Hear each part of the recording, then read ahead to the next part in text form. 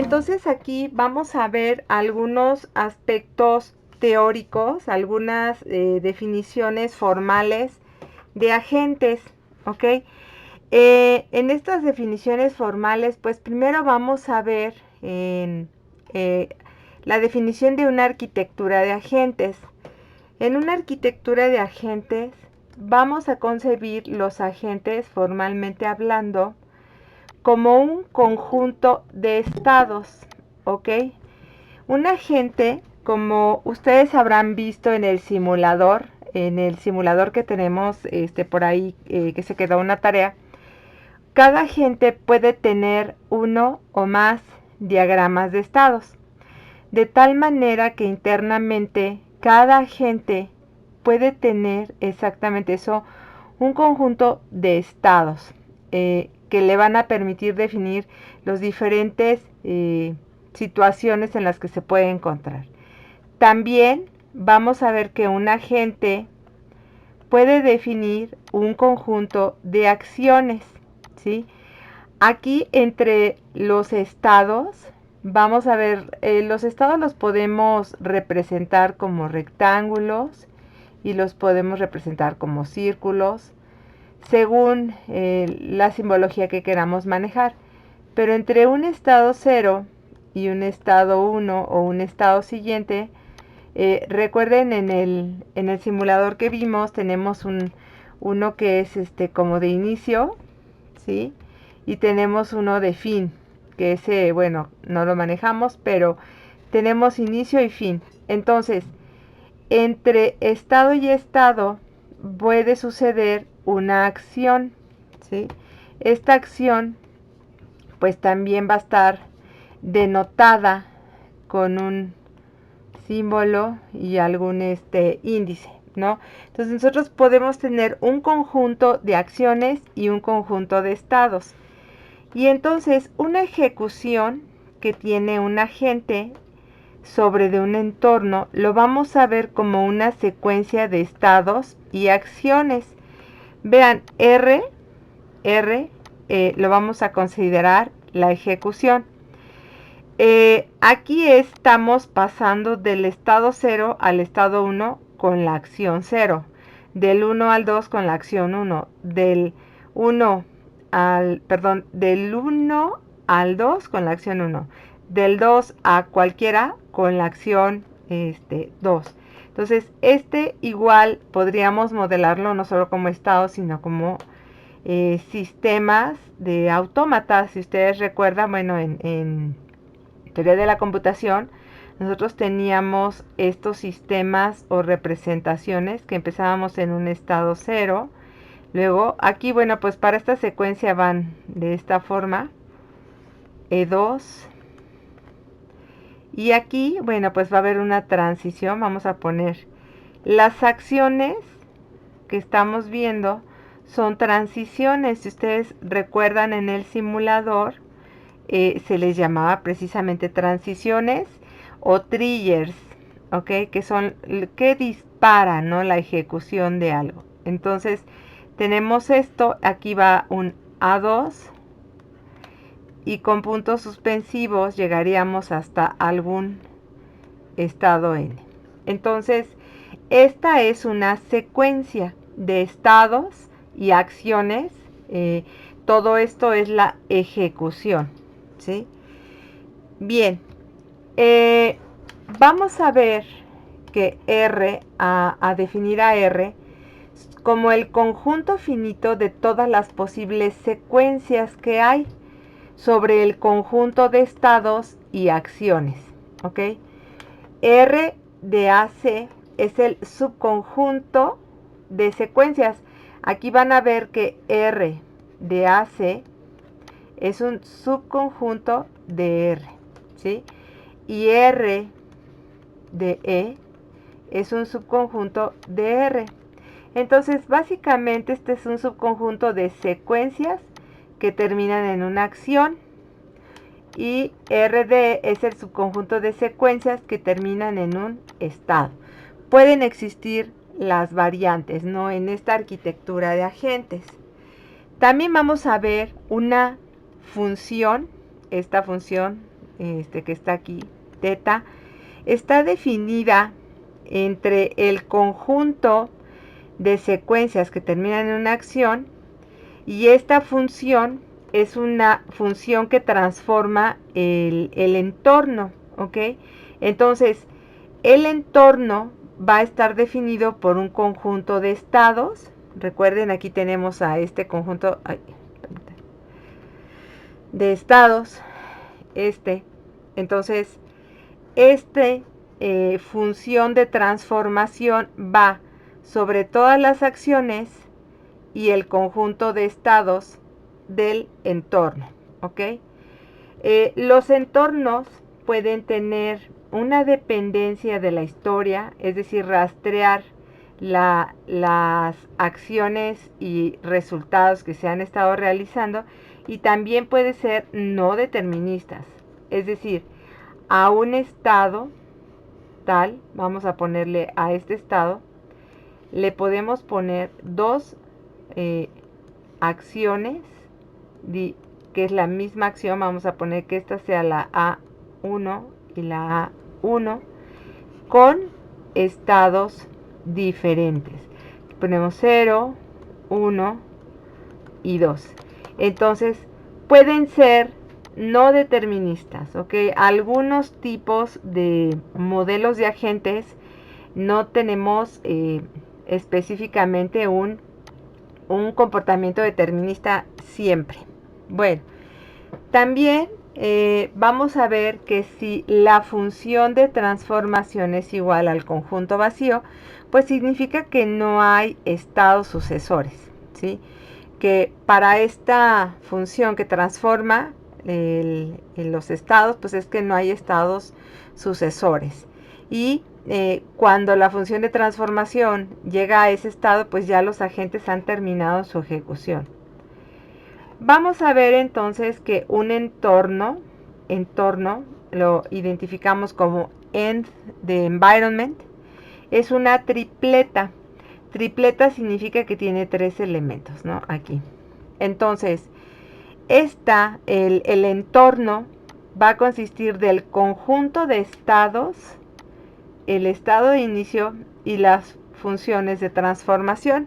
Entonces, esta definición de entorno nos dice que E es el conjunto de todos los estados.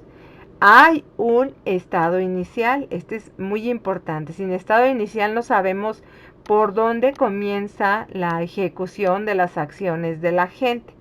Y también está la función de transformación de los estados.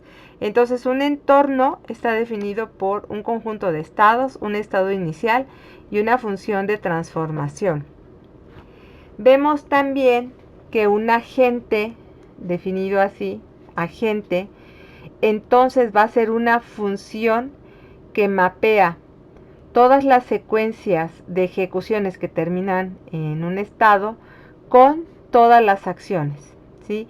El agente realmente es aquel que decide qué acción se va a realizar dependiendo del estado en el que se encuentre.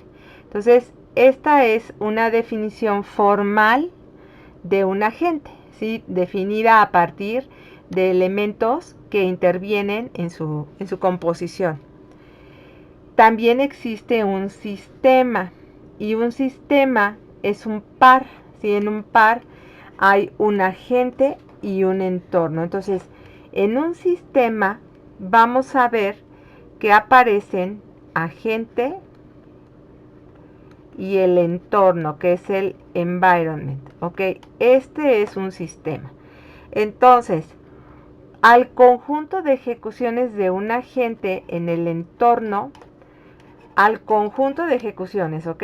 Este conjunto de ejecuciones que pueden suceder con un agente y su entorno se va a definir con R. R de AG sobre el entorno.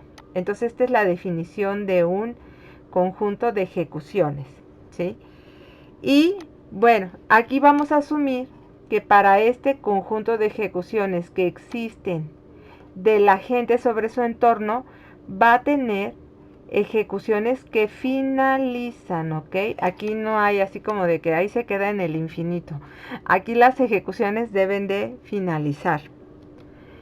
Bien, esto que tenemos aquí, esta secuencia, que nosotros la vimos en una notación variante que era el E0 rayita A0, E1 rayita A1, etcétera, hasta el EN, ¿ok? Esta la podemos definir de esta manera como una secuencia. Esta es una secuencia que existe en algún, que es la ejecución de algún agente. Entonces, la ejecución de un agente nuevamente en el entorno, que está constituido por estados, el estado inicial y la función de transformación, nos dice que, bueno, ese es el estado inicial y esta es una acción. Vean, esta acción 0 es el efecto del agente sobre el estado 0, ¿sí? El agente en el estado 0 va a realizar una acción. Esta es como una extracción. La acción es igual a lo que realiza el agente en el estado 0. Y bueno, pues aquí ya tenemos generalizaciones de lo que son los estados y las acciones. Y todos los estados, esta sería N, pertenecen a las funciones de transformación. Que pertenecen a las funciones de transformación, pues vamos a tener E0 a 0, E1 a 1, hasta a N menos 1. Y las acciones se extraen por parte de, al activar el agente sobre los estados. Entonces, la acción N la vamos a obtener con el agente y la secuencia. Entonces, las secuencias nos permiten formalizar la identificación de lo que sucede con el agente en sus acciones y también del conjunto de estados que hay en un entorno. Son formas variantes de expresar, ¿sí? También existen agentes puramente reactivos, que ya habíamos visto algo de lo que son los sistemas reactivos. Entonces, en un agente reactivo, pues no necesariamente se conoce la historia. En un agente reactivo, básicamente el agente decide qué hacer, ¿sí? Aquí no considera la historia de las ejecuciones, toman decisiones basadas en el presente, o sea, en estados actuales. Entonces son puramente reactivos. Una acción en un agente puramente reactivo es una, pues se representa como una función entre el estado y el conjunto de acciones, ¿ok? Esta es una acción. Y aquí pues viene un ejemplo, ¿no? La acción sobre un estado puede ser apagado o prendido, ¿no? Entonces estos son agentes puramente reactivos y también los podemos modelar o representar formalmente. Partiendo de estos conceptos, vamos a ver entonces un poquito el concepto de la percepción, ya como un concepto. En la vida real, esto de la percepción puede llevarse a cabo utilizando muchos sensores, y eso es más que real en lo que es el Internet de las cosas, que ya, bueno, más adelante veremos un poquito de este tema porque es realmente importante. El Internet de las cosas y la Industry 4.0 son dos importantes aplicaciones y evoluciones de la inteligencia artificial y los agentes, ¿ok? Entonces, bueno, aquí vamos a ver esta es una función, este es un agente. El agente tiene una función y otra función. Estas son dos funciones. La función de ver y la función de realizar acciones o alguna acción. Entonces, el sistema de percepción del agente parte de lo que puede ver. Y ver es, recuerden, esta es una definición generalizada acerca del uso de sensores, ¿sí? A través de los sensores, ay, permítanme, ya me salí. Descartar, mantener. Va.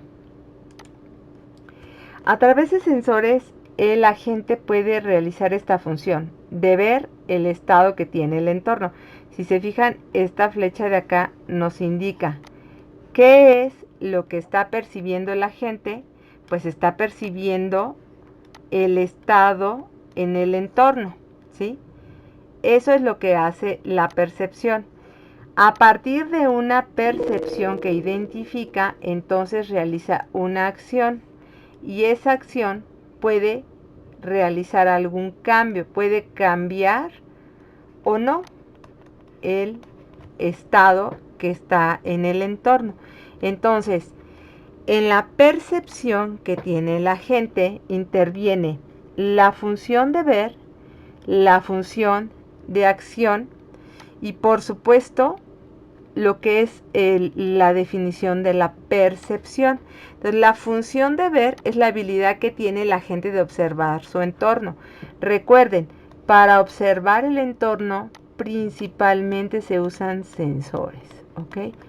Eso es la función de ver que tiene el agente. Y la función de acción, pues representa cambios, tomas de decisiones que realiza el agente, ¿ok? Entonces, la salida de esta función, vean, ver, va del conjunto de estados hacia las percepciones. Entonces, lo que ve lo define el agente como percepción y pueden ser varias percepciones. Y estas percepciones se mapean. Entonces, la acción que va a realizar el agente también es una función que va de las percepciones hacia el conjunto de acciones. Entonces, es importante la formalización porque nos da una idea mucho más clara de cómo realiza internamente la toma de decisiones un agente a partir de lo que observa, lo traduce en una percepción y esa percepción corresponde con una acción. ¿Ok? Bien. En lo que es el agente con estado, dado que los agentes, además de tener la capacidad de ver, pueden manejar la historia, pueden tener un resguardo de lo que ha venido sucediendo en el entorno, entonces es como surgen los agentes que manejan el estado. Nuevamente, en el sistema de percepción que tiene un agente que maneja el estado, vamos a tener la función de ver y vamos a tener la función de acción. Sin embargo, en esta ya va a aparecer una función siguiente y un tipo de base de datos o de estructuras de datos del estado que guarda el agente. Asimismo, pues tenemos el entorno. Entonces, cuando el agente percibe, observa, ve algún estado en el entorno, pues va a pasar a esta sección en donde ve cuál es el siguiente y está tomando una serie de decisiones que sí mantienen el estado, que sí tienen un histórico de lo que se ha venido realizando para poder hacer una acción siguiente. A partir de esta estructura, entonces se activará la acción que corresponde y esa acción va a cambiar o a modificar el estado en el entorno. ¿Okay? Entonces este es un agente que sí recuerda, que sí necesita recordar el estado y las acciones que ha ido realizando. De aquí que los agentes con estado, vamos a ver que se incorpora un conjunto de estados internos, ¿sí? Para que esto suceda, pues el agente maneja un tipo de estructura de datos. Este tipo de estructura de datos, pues bien puede almacenarse en archivos, en bases de datos, o en algún recurso que sea permanente, que sea un almacén más persistente de la información. Sin embargo, es una estructura interna que va a manejar para saber qué es lo que ha venido realizando para determinar el siguiente o la siguiente acción, ¿sí? Aquí vemos entonces la definición de un conjunto de todos los estados internos de la gente. Y la función de percepción basado en agentes, la función ver, esta función de ver, esta está igual, es sobre el conjunto de estados, obtiene la percepción, ¿sí?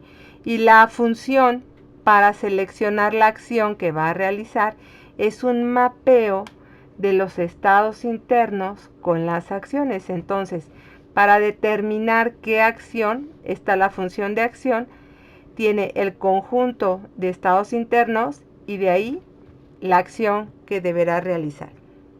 Y también esta función siguiente es importante porque esta permite hacer un mapeo entre el conjunto de estados internos con las percepciones para poder saber el estado interno que va a activar o que es el que sigue, ¿sí? Esto de siguiente denota una secuencia de estados. Es como si tuviéramos una lista.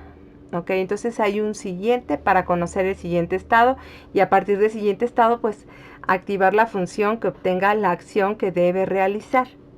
¿Ok? Entonces este es el manejo de agentes con estado.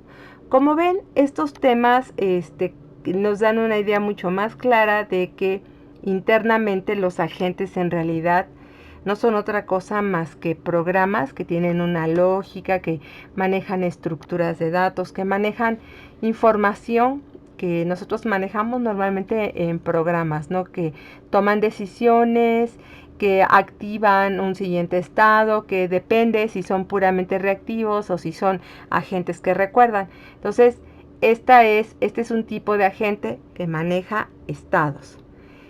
De ahí, bueno, ¿cuál es el ciclo de control o el flujo de control que tiene un agente? Primero, vamos a ver al estado como una I de 0. Este estado comienza en I de 0, ¿ok? Primero que nada, el agente va a observar un estado en el entorno y lo identifica por E. Ese es el estado en el entorno. Entonces, usando la función ver, va a conocer el estado en ese entorno, ¿sí? De esa manera, el estado interno del agente es actualizado con la función siguiente. Recuerden que tenemos esta función siguiente que permite determinar cuál es el siguiente estado. Aquí tendrían la función siguiente del estado inicial con lo que es la percepción. Del estado y la percepción se obtiene el siguiente. Entonces la acción que selecciona el agente a realizar, pues la devuelve esta función que es acción del siguiente, contemplando el estado inicial a partir del cual se comenzó con la percepción del agente. Y así continúa iterando, observando estados y determinando la acción siguiente, observando estados y determinando la acción siguiente. Así está, ¿sí? Entonces, esta es la función que tendría un ciclo de control de agente que maneja el historial, ¿no? Que tiene un estado que conserva el estado. O vamos a decir que tiene un manejo de la memoria, ¿ok? ¿Para qué hacemos agentes? En general siempre tenemos agentes que realizan tareas por nosotros. Por eso es que nosotros vamos a visualizar o a ser capaces de visualizar a los agentes equiparables a robots o a sensores inteligentes, dispositivos inteligentes que van a realizar tareas por nosotros. Búsqueda de información, reservación de algún tipo de evento, de algún dispositivo, de algún recurso. La cuestión está en que la tarea realmente la debe definir el usuario, ¿sí? Pero la automatización y la idea de tener agentes inteligentes es que Los agentes, simplemente a los agentes se les indica lo que deben hacer, pero no se les va a decir cómo lo deben hacer. Nosotros les vamos a poner como el objetivo y ellos lo van a resolver, ¿ok? Este es el instrumento, por eso les comentaba, instrumento de la inteligencia artificial son los agentes. A través de agentes vamos a tratar de modelar, analizar y programar pues los recursos inteligentes de cualquier programa. Bien, vamos a ver nada más ya lo que es la función de utilidad. Esta función de utilidad, habíamos comentado brevemente que había en los tipos de agentes, había agentes que se manejaban buscando una utilidad. Entonces, la búsqueda de la utilidad es cuando se espera tener una ganancia, ¿sí? Las utilidades, vamos a ver que estarían asociadas a los estados. Los estados pueden tener una definición de utilidad para que cuando el agente realice las acciones, el agente trate de llegar mediante las acciones a lograr o maximizar esa utilidad. Las utilidades normalmente se establecen como con algún valor numérico, y la forma como se alcanza la utilidad pues siempre son algunas funciones o expresiones, ¿no?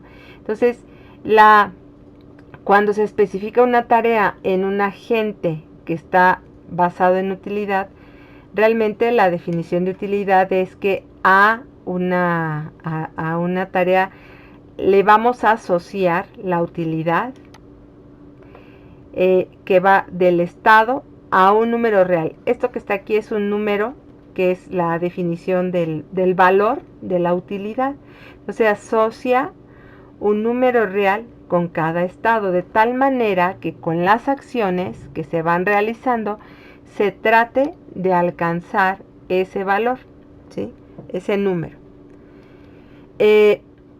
La función de utilidad pues es una de las tareas más difíciles.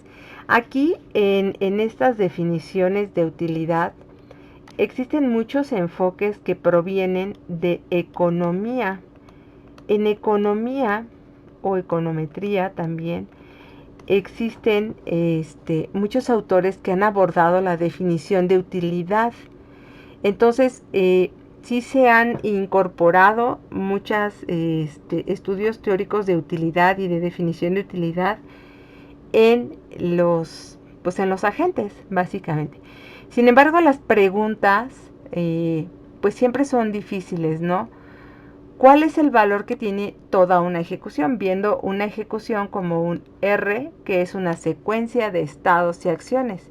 ¿Cómo se va a determinar el valor total que tiene una ejecución?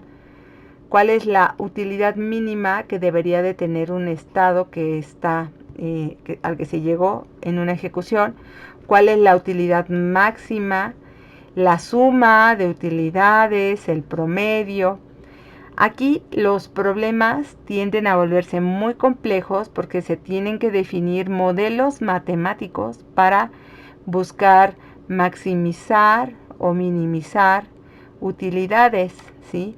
Y entonces, bueno, en agentes que van a tener una interacción con un entorno a lo largo de mucho tiempo, es muy difícil definir un modelo matemático basado en la utilidad y que siga permitiendo pues que sea óptimo en entornos altamente cambiantes. Entonces, estas son algunas de las desventajas. Sin embargo, existen los agentes basados en utilidad. Y bueno, aquí va un ejemplo que no vamos a resolver, nada más es un ejemplo para que vean cómo se usa la utilidad, ¿sí?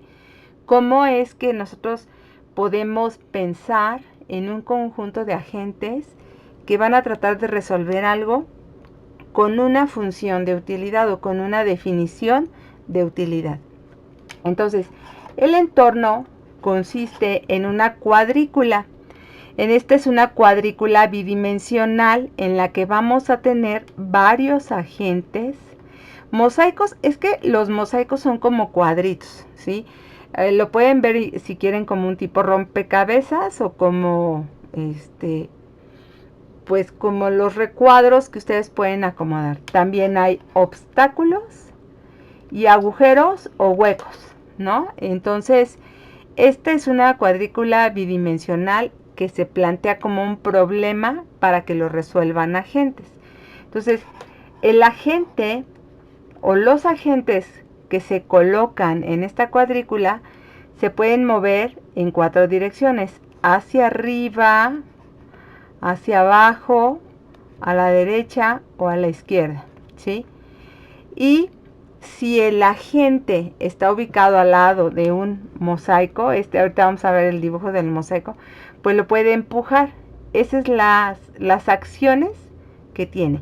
Se mueve arriba, abajo, izquierda, derecha, y si está al lado de un mosaico lo puede empujar en la dirección en la que se haya movido, ¿sí? Básicamente la tarea que tiene los agentes, cada uno de ellos, es rellenar agujeros con mosaicos. Ese es el trabajo, se está rellenando. Entonces, un agente va a ganar puntos cuando llena los huecos con mosaicos. Entonces, el objetivo de cada agente es llenar tantos huecos como les sea posible. El tema aquí es que el entorno cambia con la aparición y desaparición aleatoria de huecos o de agujeros, ¿sí? Son agujeros o huecos, ¿ok? Entonces, básicamente, la función de utilidad que se define para las ejecuciones es número de huecos llenados en una ejecución entre el número de huecos que aparecieron. Esa es la definición de utilidad. Entonces, llegar a definir estas funciones pues requiere de análisis, de mucha revisión, ¿no? De qué es lo que se busca. Este es un planteamiento de un problema. Y bueno, aquí tenemos una imagen que se presentó en una conferencia. Estos son problemas que se abordan clásicos en teoría de juegos. Ok, entonces este es el Tile World, así se llama el mundo de los mosaicos. Entonces vean, aquí tenemos, fíjense, los HI, este HI de aquí, este H1, H3 y H2 son agujeros u hoyos, ¿no? Huecos. Estos A1 y A2 son agentes, ¿sí? Estos son obstáculos. Aquí el agente no se puede mover para arriba porque este es un obstáculo. Aquí no hay agentes, pero este es otro obstáculo. Y esto que está aquí, este cuadro negro, pues es un mosaico y este es otro mosaico. Entonces, los agentes se van a ir moviendo en ciertas direcciones con el propósito de acomodar los mosaicos en los hoyos. Este es un ejemplo de un tipo de juego que está basado en agentes con utilidad. Y entonces la utilidad se define conforme realiza acciones. Aquí, por ejemplo, este primer agente que tenemos aquí, vamos a suponer que este agente que está en esta posición tendría que moverse pues tantos espacios hacia arriba, ¿no? Vamos a suponer que tiene el agente, vamos a poner que tiene una acción de arriba, vamos a ponerle aquí arriba, y luego define un estado, luego se va otra vez arriba. Este es el agente 2, ¿ok? Para que lo ubiquen. Tiene que hacer 1, 2, estando aquí cuando sube hacia arriba. En el siguiente, en arriba, el agente ya empujó el tile a esta posición, ¿no? Pero necesita llenar un hueco. Entonces todavía le hace falta determinar dónde hay un hueco, en qué posición tiene que estar para poder mover el tile hacia ese hueco. Entonces, este es un ejemplo de un planteamiento de juegos basado en utilidad, para ir midiendo conforme realiza acciones el agente la parte de llenar los espacios. Nosotros vamos a retomar estos ejemplos en el siguiente tema cuando veamos búsqueda y el espacio de soluciones. Vamos a retomar muchos ejemplos de este tipo para ir proponiendo pues temas y algoritmos que permitan resolver esto. Entonces, este es un ejemplo de agentes que están basados en una definición de búsqueda de utilidad.